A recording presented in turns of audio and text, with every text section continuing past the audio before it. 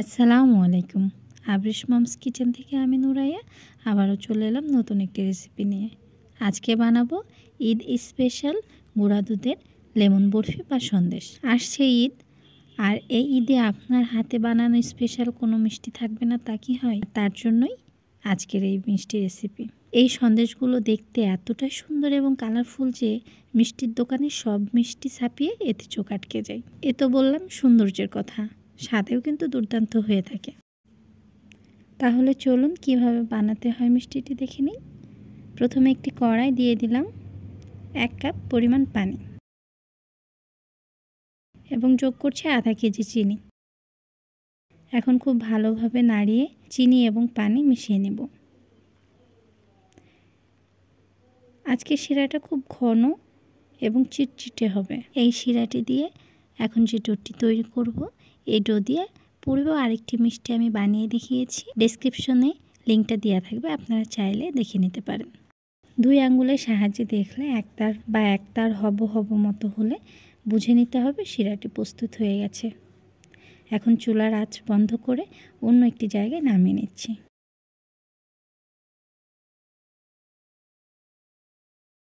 নামানোর পর এই গরম শিরাতে দিয়ে দিচ্ছি 250 গ্রাম গুঁড়ো দুধ।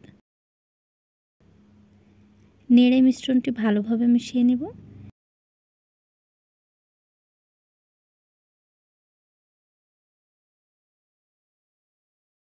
এরপর এতে মিশিয়ে দিচ্ছি 150 গ্রাম ময়দা। ভাবতে পারেন ময়দা দিলে তো ময়দার একটা কাঁচা গন্ধ বের হবে বা মিষ্টি খেতে ভালো হবে না। তা কিন্তু একদমই না। বড় বড় মিষ্টির দোকানগুলোতে ঠিক এভাবেই বানায়। মনে যদি খুব বেশি সংশয় থাকে তাহলে আপনারা ময়দাটি ভেজে নিতে পারেন। কিছুটা নেড়ে মিশিয়ে নেওয়ার পরে এতে যোগ করছি 75 গ্রাম ডালডা। ডালডার কারণে ডোটি টাইট হবে। ডালডার পরিবর্তে ঘি অথবা বাটার ব্যবহার করতে পারেন, তবে কোনোভাবেই খাবার তেল ব্যবহার করা যাবে না। ডোটি তৈরি হয়ে গেছে। কিছু সময় ঠান্ডা করে নেওয়ার পর আপনাদের আবার দেখাচ্ছি। দেখতেই পাচ্ছেন কতটা টাইট হয়ে গেছে। এখন এই মিষ্টিটি তৈরি করব। মিষ্টি তৈরি করতে প্রয়োজন হবে পলিথিনের।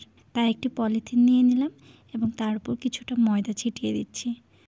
ময়দা দেওয়ার কারণ হচ্ছে ডোটি মুথে নেওয়ার সময় যেন ডো পলিথিনের গায়ে না লেগে যায়। এখন ডোটিকে 5 ভাগে ভাগ করছি। বেশি 2 ভাগ আমি সাইডে রেখে দিচ্ছি। এই 2 ভাগ পরে কাজে লাগাবো।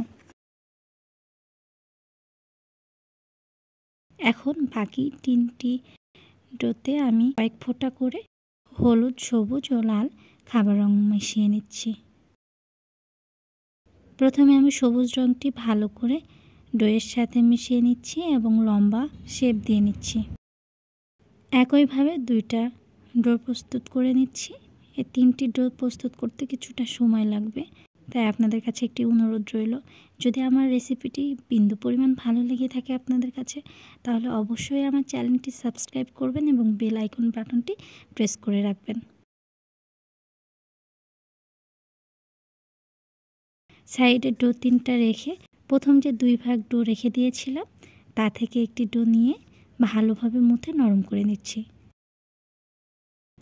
এরপর একটি বেলুন দিয়ে কিছুটা রুটি শেপ দিয়ে দিচ্ছি।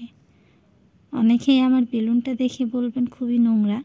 আসলে এটি খুবই পুরানো একটি বেলুন, প্রায় 8 থেকে 10 বছর বয়স হবে। আমার মা এটি ব্যবহার করে। তার কাছে এই বেলুনটি যে এত প্রিয়, অন্য কোনো বেলুনে নাকি কাজ করে মজাই পায় না, এই জন্য রেখে দেয়। দেখুন এরকম মোটা হবে। এরপর প্রথম লাল রঙের ডোটি রুটির উপর রেখে এক ভাঁজে রোল করে নিচ্ছি। একইভাবে বাকি 2 রঙিন ডো দিয়ে রোল করে নিলাম।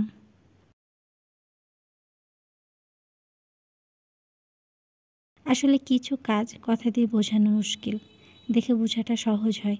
তাই এই রোলের প্রসেসটা আপনারা দেখে বুঝে নেবেন প্লিজ। সম্পূর্ণ রোলটা সাইডে রেখে বাকি ভাগের ডোটাকে সবুজ রং দিয়ে মুথে নিয়েছি এবং বেলুন দিয়ে খুবই পাতলা করে বেলে নিচ্ছি। আমি 2 বার সবুজ রং দিয়ে কাজ করেছি, আপনারা চাইলে একবারই করে নিতে পারেন। এতে সময় বাঁচবে এবং কষ্টও কমবে।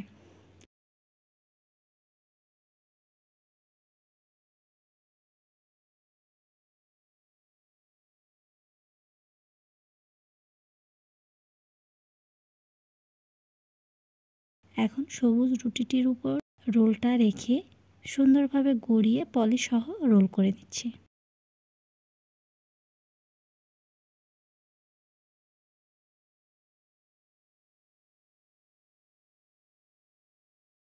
রোল করা শেষ হয়ে গেলে ফ্রিজে রেখে দিলাম 15 মিনিটের জন্য।